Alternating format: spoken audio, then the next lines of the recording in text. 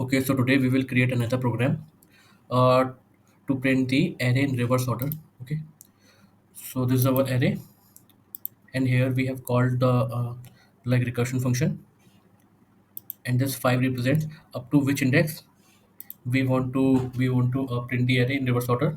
Okay, in the first line we will write if I is equals to -1, then simply return. Okay, first of all, and after this, uh, print the array element. In the last, call this method again with simply one decreasing index and check the output. Okay, 5.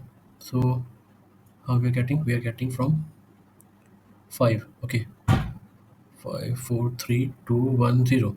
Okay, so yeah, it looks good.